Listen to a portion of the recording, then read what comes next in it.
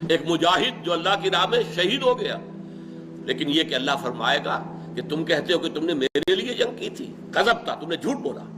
تم نے جنگ اس لیے کی تھی کہ کہا جائے جریون، بھئی بڑا بہادر ہے، کیا کہنے اس کے،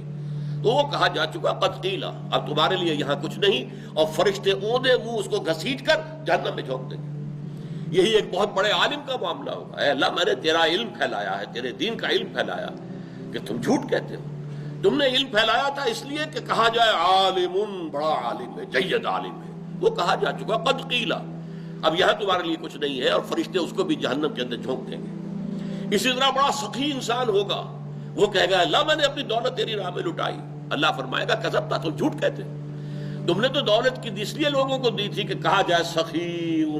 بھائی یہ تو حاتم طائی نکلا، یہ تو بڑا سخی ہے، قد قیل، وہ کہا جا چکا، تمہارا مقصود حاصل ہو چکا، لہذا آپ جہنم کا راستہ لو۔ تو یہ معاملہ ہے کہ دنیا کا معاملہ اور ہے،